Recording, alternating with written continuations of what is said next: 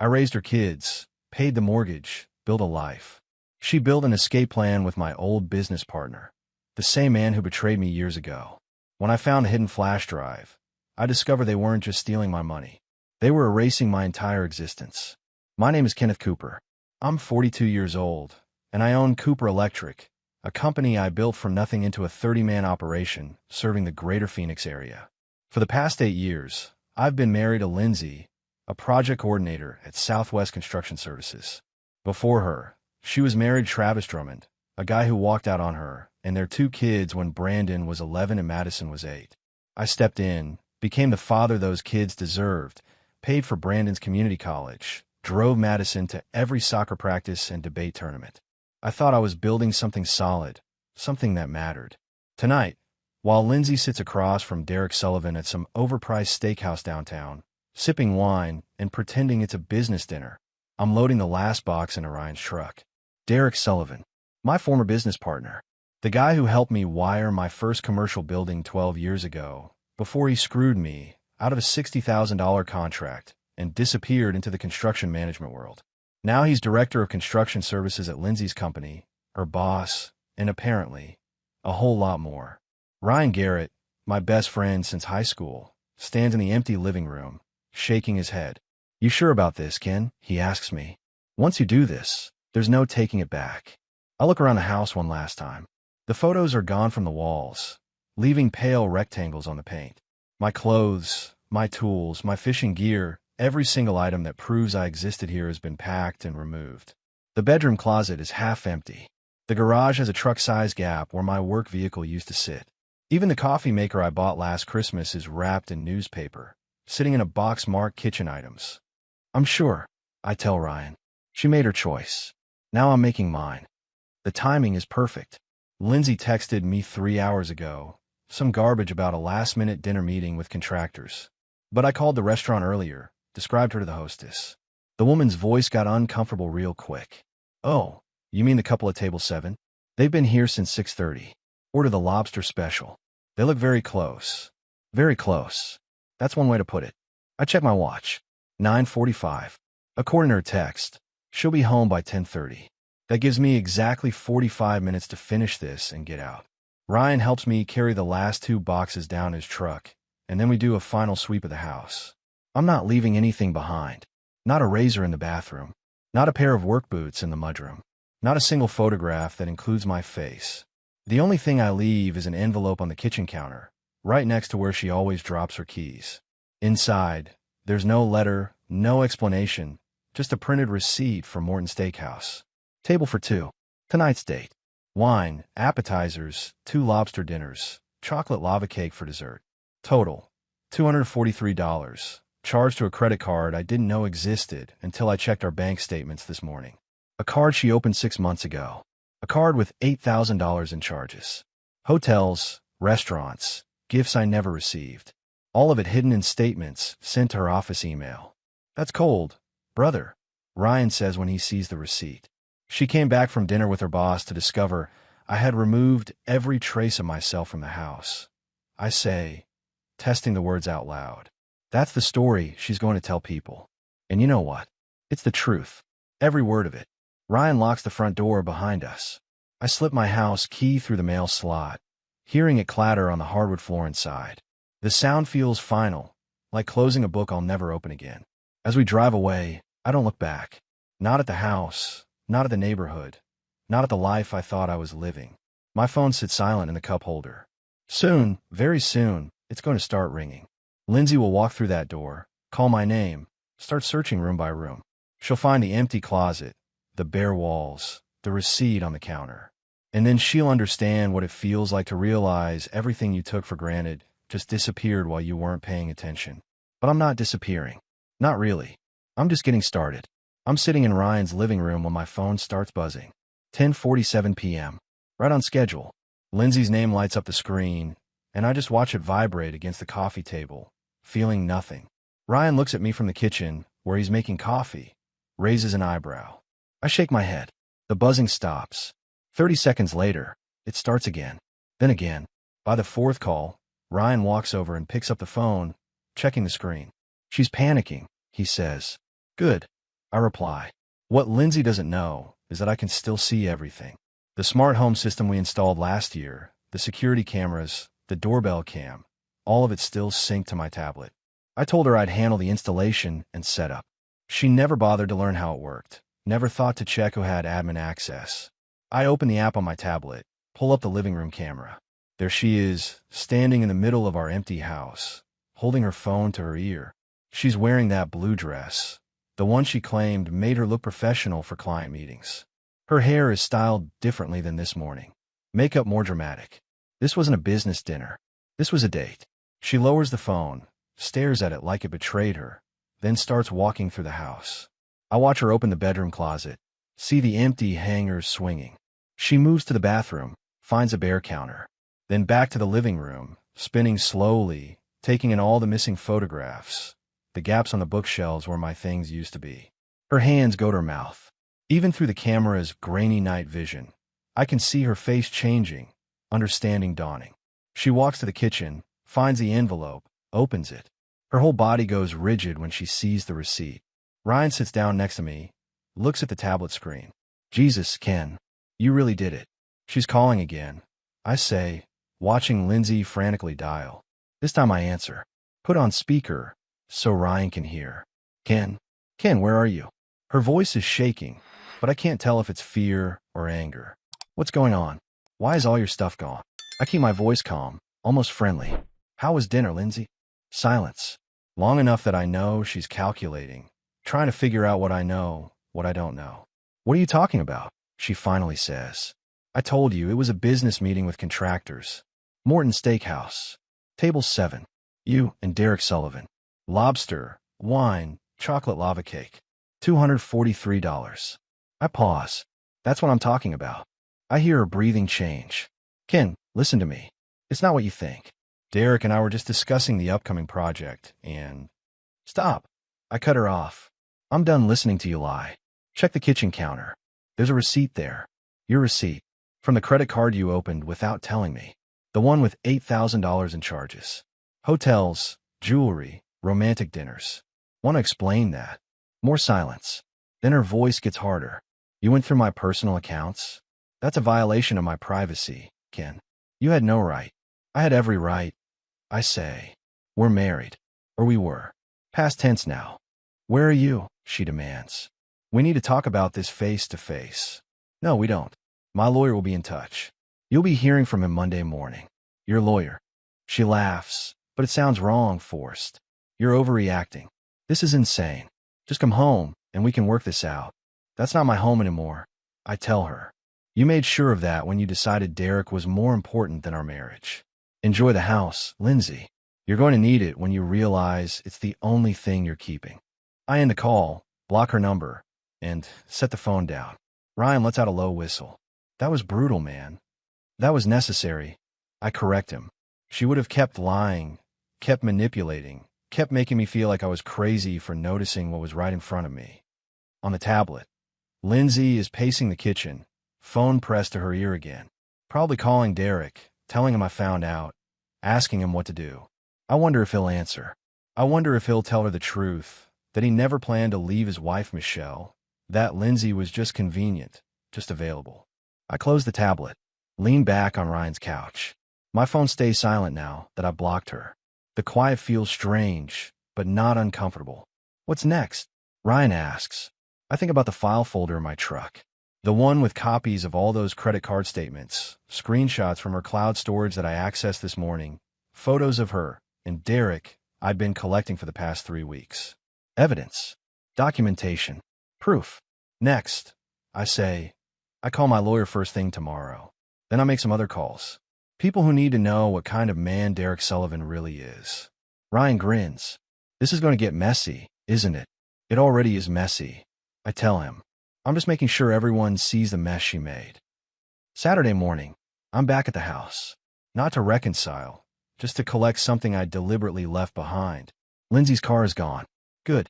She's probably at her sister Kate's place, spinning her version of events. I unlock the storage shed out back and dig past old paint cans to find a locked metal box. Inside is a flash drive I found 2 months ago, hidden in Lindsay's winter coat pocket. I'd expected work files. Instead, I found a folder labeled New Start, with lease agreements for a Scottsdale condo, budget spreadsheets showing combined income for her and Derek, and incorporation papers for Sullivan and Cooper Consulting LLC. She was planning to leave me and start a business with Derek, using my last name. The audacity still burns. But worse is the folder called Client Lists, containing confidential Southwest construction information. Names, contacts, project budgets, proprietary bidding strategies. Corporate espionage. A federal crime. I pocket the flash drive and head back to my truck. That's when Brandon pulls up in his Honda. My stepson gets out slowly, looking uncomfortable. "Ken, we need to talk," he says. We sit in my truck with the AC running. Brandon stares at his hands. "I knew," he says quietly. "About Mom and Derek. 7 months." My jaw tightens. 7 months. I saw them at a restaurant in Tempe. The way they were touching, laughing. It wasn't professional. He looks up, eyes red. "Mom called me that night. Said if I told you, she'd stop paying for my college. Said I was misunderstanding what I saw. She blackmailed you." I say flatly. Brandon nods. "I should have told you.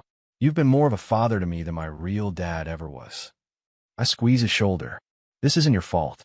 She put you in an impossible situation. Madison knows too," he continues. "She's been documenting everything on her phone. Screenshots of Mom's texts, photos. She was waiting for the right time to tell you." I call Madison immediately. She answers crying. "This isn't your fault," I tell her firmly.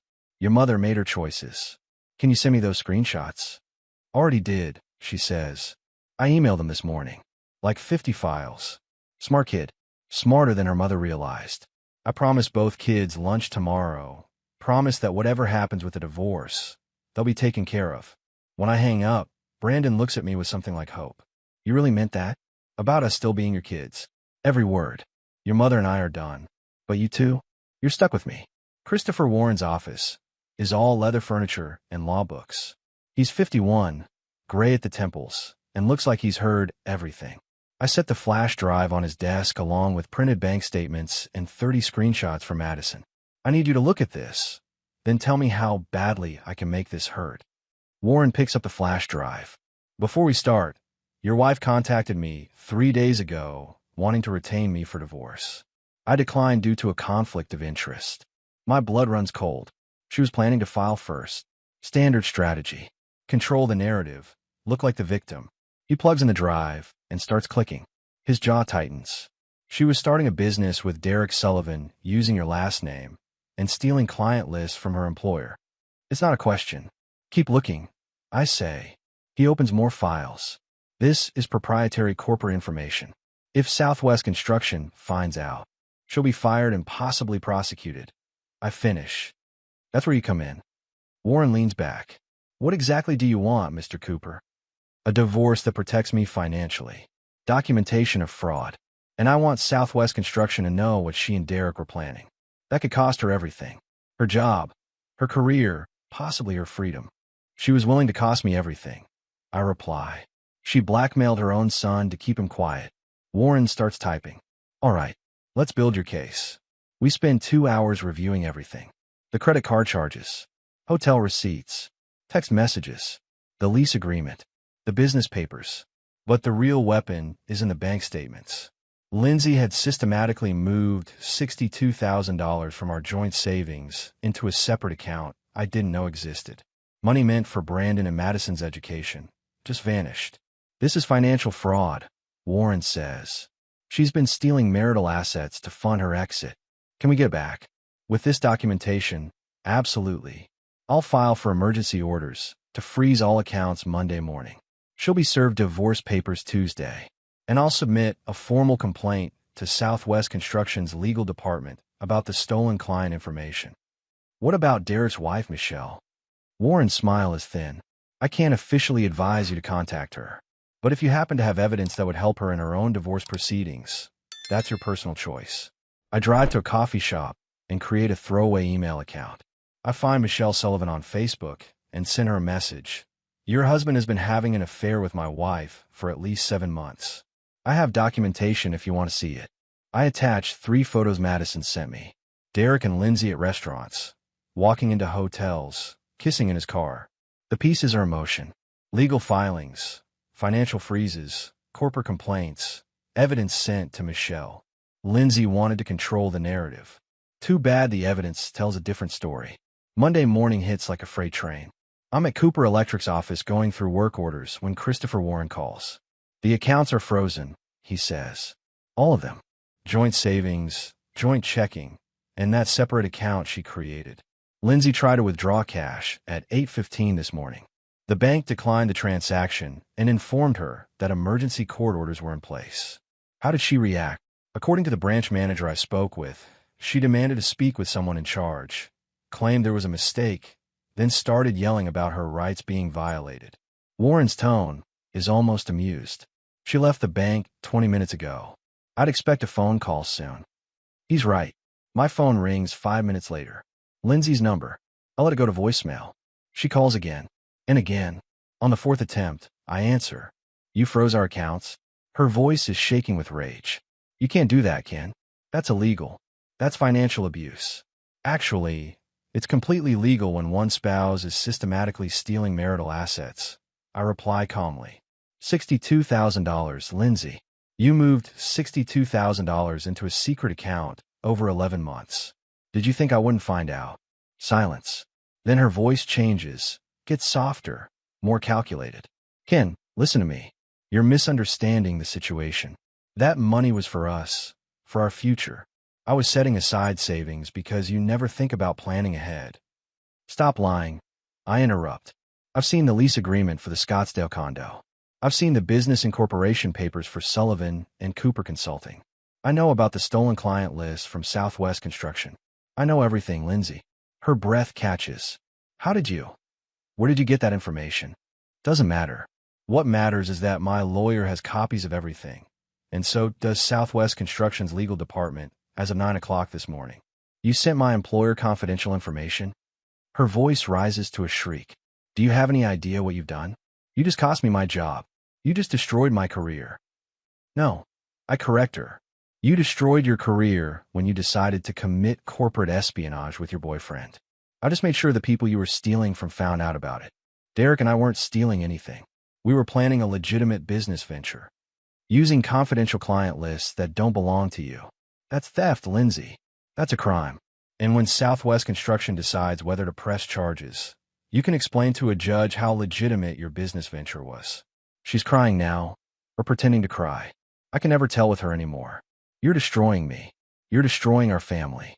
What about Brandon and Madison? What about them? Brandon and Madison are fine. In fact, they're doing better than they have in months because they don't have to keep your dirty secrets anymore. I let that sink in. They knew, Lindsay. Brandon knew for 7 months. Madison knew for weeks. You blackmailed your own son to keep him quiet. You threatened his education if he told me the truth. I was protecting him from unnecessary pain. You were protecting yourself from consequences. There's a difference. I checked my watch. You'll be served with divorce papers this afternoon. My lawyer will be in touch regarding asset division. But given your theft of marital funds and the fraud you committed, I wouldn't expect much beyond your car and whatever personal items you can fit in it. I'll fight this, she says, her voice turning cold. I'll get my own lawyer. I'll tell them about your controlling behavior, your paranoia, how you isolated me from my friends. Go ahead, I tell her. Tell that story to a judge while I present bank statements, credit card records, text messages between you and Derek planning your future together, and testimony from your own children about what you did. See which story the judge believes. I hang up. Block her number again. My hands are shaking slightly, but not from fear. From something else. Relief, maybe, or justice finally being served. My phone buzzes. A text from Michelle Sullivan. We need to talk. Can you meet me today? I type back. Coffee shop on McDowell and 44th. 2 o'clock. Her response is immediate. I'll be there. Michelle Sullivan looks nothing like I expected. I'd imagined someone polished, put together, the kind of woman who'd married a successful construction director. Instead, she's wearing jeans and a faded ASU sweatshirt, her hair pulled back in a messy ponytail. Her eyes are red-rimmed but dry. She's past crying. Thank you for meeting me, she says, sliding into the booth across from me. I needed to see the person who finally gave me proof of what I already knew. How long did you suspect? I asked. 8 months. Maybe longer. She wraps her hand around her coffee cup. Derek started working late, taking calls in the garage, password protecting his phone. Classic signs, right? But every time I asked about it, he made me feel crazy for questioning him. Said I was paranoid, insecure, that his job was stressful and I wasn't being supportive. I nod. I know that script by heart. I hired a private investigator 4 months ago. Michelle continues. He confirmed the affair, but couldn't get solid evidence. Hotel visits, restaurant meetings, but nothing concrete enough for divorce proceedings. Then you sent me those photos, and suddenly I had everything I needed. I'm sorry you're going through this, I tell her. Don't be. You did me a favor. She pulls out her phone, shows me a message. Derek sent this an hour ago. He's begging me to meet with him, to let him explain. Says it's not what I think, that your wife has been manipulating him, that he made mistakes, but he wants to fix our marriage. Are you going to meet him? No, because I also received a very interesting phone call this morning from Southwest Construction's legal counsel. Apparently, Derek and your wife were planning to steal client information and start a competing firm. The company is conducting an internal investigation, and Derek's been placed on administrative leave pending the outcome. My eyebrows rise. They move fast. Corporate theft tends to motivate quick action, Michelle says dryly, especially when it involves proprietary information worth potentially millions in lost contracts. Derek's career is over. Even if they don't press charges, no construction company will touch him after this gets out. How do you feel about that? She's quiet for a moment, staring into her coffee. Satisfied. He destroyed our marriage for your wife, and she destroyed his career. They deserve each other. She looks up at me. My lawyer says I should prepare for Derek to fight dirty in the divorce, to hide assets, claim I was neglectful, maybe even try to paint me as unstable. Lindsay's doing the same thing, I say, telling everyone I'm paranoid, controlling, having a breakdown. It's a standard playbook, so we need to compare notes. Make sure our lawyers coordinate. Michelle pulls out a folder, slides it across the table. This is everything my PI gathered over 4 months. Dates, times, locations where Derek and Lindsay met. Credit card statements showing charges I didn't authorize. Bank account transfers to a separate account I didn't know existed. Sound familiar? I open the folder, scanning the documents. It's almost identical to what I found. Secret accounts, stolen money, carefully planned deception. How much did he take? I ask. $47,000 over the past year. From our joint savings, our kids' college fund, even from an account we set up for home renovations. Her voice is steady, controlled. He was funding his exit strategy while I was planning our future. We spend the next hour sharing information, building a timeline of the affair. Derek and Lindsay first connected at a construction industry conference 15 months ago. Their first hotel stay was 11 months ago in Tucson, charged to a credit card Lindsay opened specifically for the affair. They've been meeting twice a week on average, sometimes more. The worst part, Michelle says quietly, is that I kept trying to save our marriage while he was actively destroying it. I suggested counseling. I planned 8 nights. I kept thinking if I just tried harder, if I was more understanding, he'd come back to me. She shakes her head. I was competing with someone who was never going to fight fair. Lindsay did the same thing to me.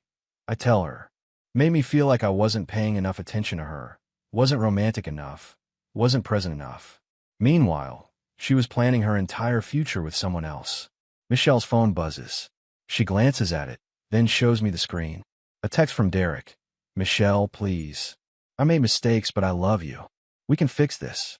Don't throw away 22 years of marriage over one bad decision. One bad decision, Michelle repeats flatly.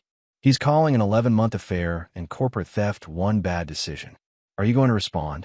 Yes. She types quickly. Talk to my lawyer. Don't contact me again. Then she blocks his number and sets her phone down. There. Done. I respect that. Clean. Final. No room for manipulation. My lawyer suggested something, Michelle says. A joint strategy. Our cases are connected through Derek and Lindsay's affair. If we coordinate our divorce proceedings, present unified evidence, it strengthens both our positions. The judge sees a pattern of behavior, not just one person's word against another. Warren mentioned something similar. Makes sense. Good. Because I want Derek to lose everything, Ken. Not out of spite, though there's some of that. But Because he needs to understand that actions have consequences. That you can't destroy people's lives and walk away unscathed. I raise my coffee cup. To consequences. Michelle clinks hers against mine. To consequences. We're not friends. Not exactly. We're allies. Two people connected by betrayal, fighting back with the one weapon our spouses never expected us to use. The truth. Wednesday afternoon, I get a call from an unknown number. Against my better judgment, I answer. Mr. Cooper? This is Detective Sarah Vance with the Phoenix Police Department, Financial Crimes Unit. I need to speak with you about your wife, Lindsay Cooper. My stomach drops. What about her? We've received a complaint from Southwest Construction regarding theft of proprietary information and possible corporate espionage. Your name came up in the investigation. Can you come to the station this afternoon? 2 hours later, I'm sitting in a small interview room with Detective Vance and her partner, Detective Mills. They're both in their 40s, professional, focused. Vance slides a folder across the table. Mr. Cooper, we need to verify some information. You own Cooper Electric, correct? I do. And you were previously in business with Derek Sullivan approximately 12 years ago. Yes. We were partners for about 18 months before he stole intellectual property and a major contract. I bought him out, and we went our separate ways. Mills leans forward. Did you know that your wife and Mr. Sullivan were planning to start a competing business using stolen client information from Southwest Construction? I found out 2 weeks ago. I turned over all the evidence to my divorce attorney, who forwarded it to Southwest Construction's legal department. Vance opens the folder, shows me documents I recognize. The incorporation papers for Sullivan and Cooper Consulting. The stolen client lists. Budget projections. How did you obtain these files? I found a flash drive hidden in my wife's coat pocket 2 months ago. I made copies for my attorney before returning it to where I found it. Why didn't you come to the police immediately? Because I was trying to process the fact that my wife was cheating on me and planning to destroy me financially. I wasn't thinking about criminal charges. I was thinking about survival. The detectives exchange glances. Mills pulls out another document.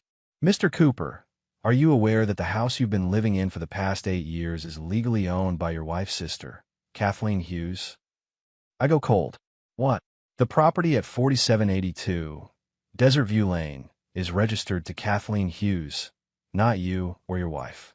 According to county records, you've been paying the mortgage on a house you have no legal claim to. My mind races back to 8 years ago. Lindsay handling all the paperwork, telling me she'd set up the deed with both our names, that it was easier for her to coordinate with the title company since I was busy with work. I trusted her. I never checked. I've been paying a mortgage for 8 years on a house I don't own. I say slowly. According to our investigation, yes. Your wife and her sister structured it this way deliberately.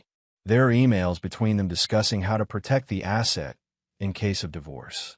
Vance's expression is sympathetic. I'm sorry, Mr. Cooper, but this appears to be long-term financial fraud. How long-term? The emails we found go back 7 years. Lindsay and Kathleen were planning this since the second year of their marriage. 7 years. She's been planning her exit strategy for 7 years, all while I raised her kids, built my business, and paid for a house I'd never owned. Detective Mills slides another document across the table. There's more. We executed a search warrant on Derek Sullivan's home office this morning. We found documentation showing that he never actually dissolved his partnership with you 12 years ago. Legally, on paper, you're still co-owners of the original company, and that company has been accumulating debt. $53,000 in unpaid vendor bills, defaulted equipment leases, tax liens. That's impossible. I bought him out. I have the settlement agreement, which was never properly filed with the state. Sullivan kept the company active as a shell entity and has been using it to hide debt. As the legal co-owner, you're liable for half of that debt. My hands clench into fists on the table. Derek didn't just steal from me 12 years ago. He's been using me as a shield for his financial crimes ever since. We need your testimony, Vance says, against both your wife and Derek Sullivan. Corporate theft, fraud, conspiracy. With your cooperation, we can build solid cases against both of them. What happens to them if they're convicted? Felony charges. Probable prison time. 2 to 5 years depending on the judge. Certainly permanent criminal records. Loss of professional licenses. Financial ruin. I think about Brandon and Madison. This will devastate them. Their mother facing prison, their stepfather testifying against her. But then I think about 7 years of calculated deception. 7 years of Lindsay planning my destruction while I loved her, trusted her, built a life with her. I'll testify. I say, whatever you need. The storage unit is in Tempe, rented under Kathleen Hughes's name. Detective Vance got a warrant based on financial records showing monthly payments from Lindsay's secret credit card. When they cut the lock and roll up the door, I'm standing there with my attorney Christopher Warren, staring at my past. Boxes of my belongings. Not just any belongings. Family heirlooms I thought were lost or donated years ago. My grandfather's watch collection, worth about $20,000. My mother's jewelry, including her engagement ring, valued at $15,000. Photo albums from my childhood. My father's Purple Heart from Vietnam. Military medals. Family documents. She told me these were destroyed in a garage flood 3 years ago. I say quietly, I mourn these things. She watched me grieve and said nothing. Warren is photographing everything with his phone. This is theft. Deliberate, premeditated theft of marital property with intent to deprive you of your inheritance. Detective Mills pulls out a ledger from one of the boxes. Mr. Cooper, you need to see this. It's a handwritten record in Lindsay's writing. Item descriptions, estimated values, potential buyers. She was cataloging everything, planning to sell it all once the divorce was final, and she'd gotten away clean. My grandmother's engagement ring. I read aloud. Estimated value, $40,000. Potential buyer, Scottsdale Estate Jewelers. Contact made. Appraisal scheduled for next month. She was going to sell my grandmother's ring. The ring my mother wore for 43 years. The ring I'd planned to get to Madison someday. There's more. Documentation showing that Lindsay had been systematically undervaluing assets in our marriage. The house I paid for, but didn't own. She claimed it was worth $200,000 for insurance purposes, but recent appraisal showed it was worth $420,000. My business, Cooper Electric, which she told mediators was worth maybe $300,000, when the actual valuation was closer to $850,000. She was planning to walk away with millions while leaving me with debt and nothing.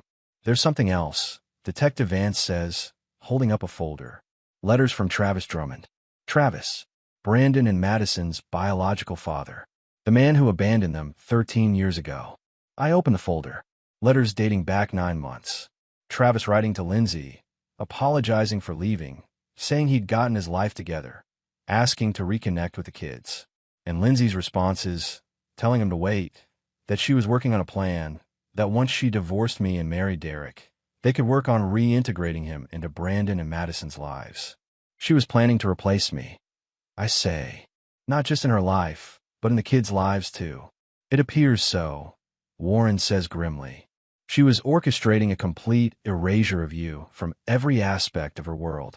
My phone rings. Brandon. I answer immediately. Ken, you need to know something. His voice is shaking. Mom just showed up at my dorm with Travis. My biological father. She brought him here without warning. Told me it was time to repair our family. That I needed to give him a chance. Where are you now? I left. I'm at the library. I told her I don't want anything to do with Travis. And she lost it.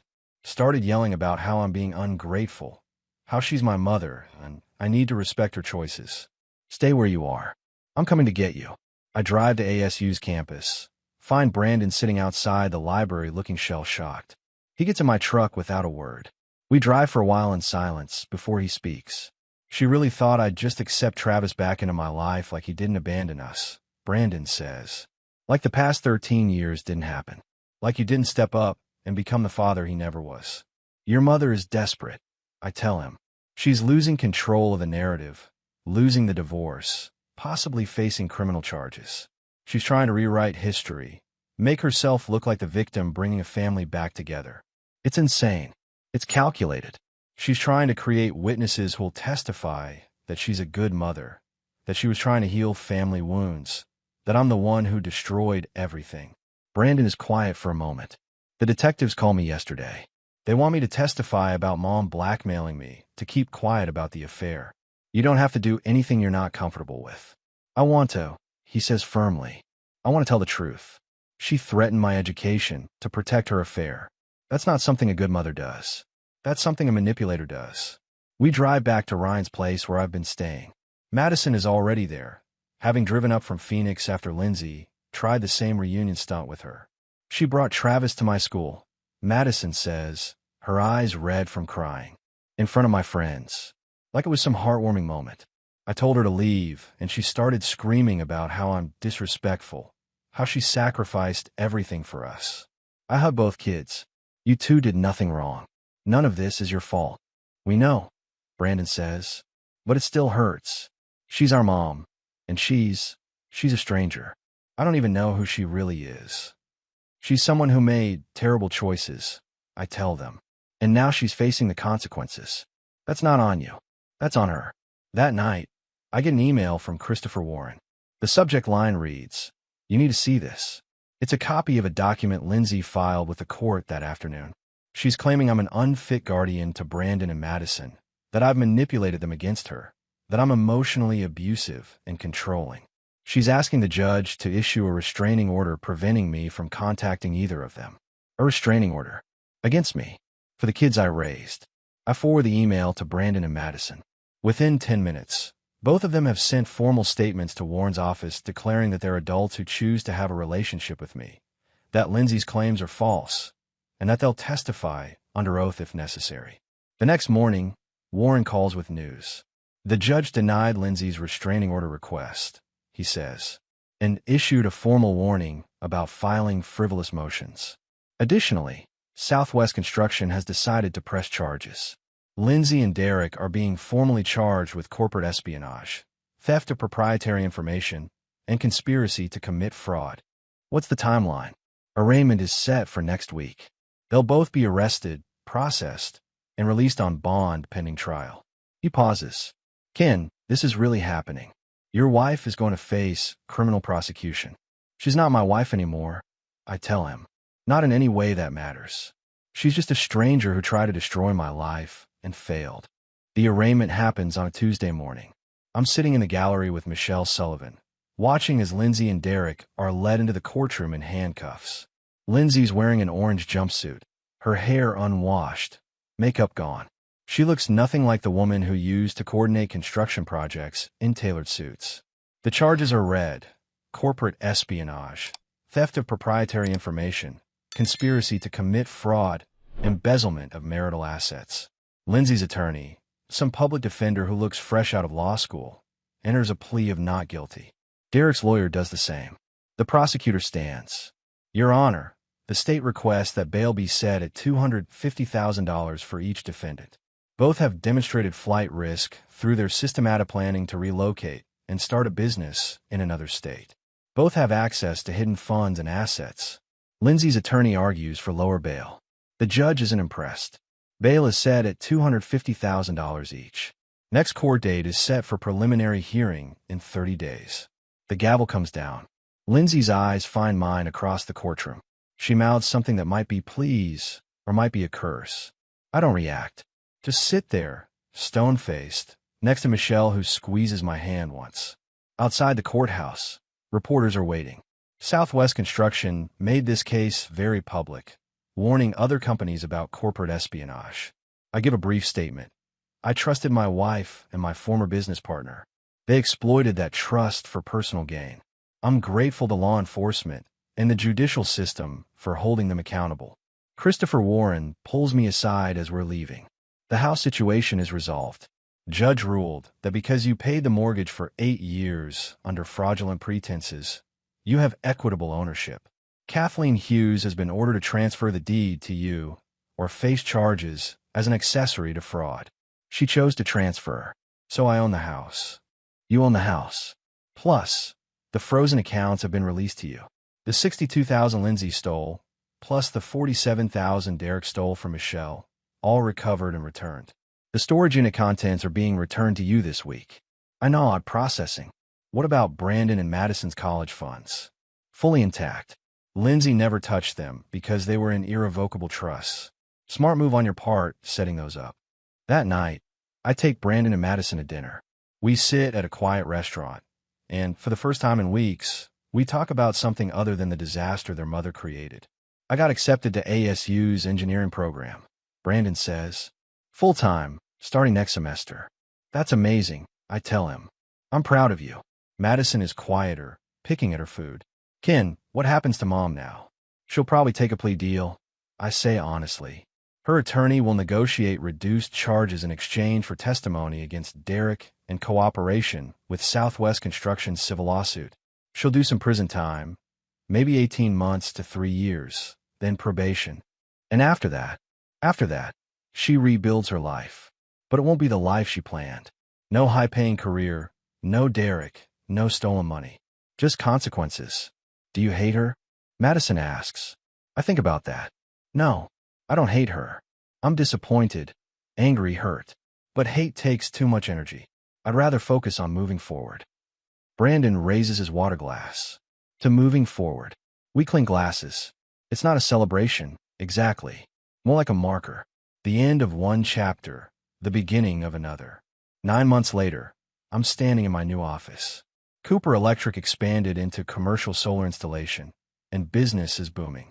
The company that tried to compete with us using stolen client lists never launched. Derek took a plea deal and is serving 2 years in federal prison. Lindsay got 22 months and 3 years probation. Southwest Construction offered me a contract as their preferred electrical subcontractor. Turns out, proving you have integrity, even when it costs you something, is worth more than any stolen client list. Brandon graduated with his associate degree and is working part-time at Cooper Electric while finishing his bachelor's. Madison got a full scholarship to ASU and is studying business management. Both kids still call me regularly, still come over for Sunday dinners, still introduce me as their dad. Michelle Sullivan finalized her divorce 6 months ago. She got the house, full custody of her kids even though they're adults, and a significant settlement. She started her own construction consulting firm and is doing well. We meet for coffee occasionally, 2 survivors who understand what it takes to rebuild after betrayal. I'm dating again. Nothing serious yet, but I'm open to it. Learning to trust again takes time, but I'm getting there. The house on Desert View Lane, the one I almost lost, the one Lindsay tried to steal through her sister, I sold it. Too many bad memories. I bought a smaller place in North Phoenix, modern, clean mine. No ghosts, no lies, just space to build something new. I got a letter from Lindsay 3 months in her sentence. Long, rambling, full of excuses and half apologies. She claimed Derek manipulated her, that she was going through a midlife crisis, that she never meant to hurt anyone. At the end, she asked if I could forgive her, if we could maybe talk when she got out. I never responded. Some things don't deserve a reply. Travis Drummond tried to contact Brandon and Madison after Lindsay's arrest, claiming he wanted to be there for them during this difficult time. Both kids blocked his number. They'd already learned the difference between someone who shows up when it's convenient and someone who shows up when it matters. On a Friday evening, I'm at Ryan's place for a barbecue. His kids are running around the yard, and his wife is laughing about something. It's normal, simple, real. You doing okay, man? Ryan asks, handing me a beer. Yeah, I say, and I mean it. I really am. No regrets. I think about that question. About the 8 years with Lindsay, the lies, the pain, the betrayal. But also about Brandon and Madison, about learning what I'm capable of surviving, about discovering who I really am when everything is stripped away. No regrets, I tell him. I love who I thought she was. I grieve when I lost that illusion. But I'm not mourning anymore. I'm just living. And that's the truth. I'm not the man who trusted blindly anymore. But I'm not bitter either. I'm just someone who learned that the only person you can truly count on is yourself. And sometimes, that's enough. Brandon texts me a photo. It's him and Madison at his college graduation ceremony. Both of them smiling, holding up a sign that reads, "Thanks, Dad." Not stepdad, just Dad. I save the photo, set it as my phone background, and smile. Some stories don't end with revenge or perfect justice. They end with survival, growth, and the quiet satisfaction of knowing you chose dignity over destruction. That's enough for me.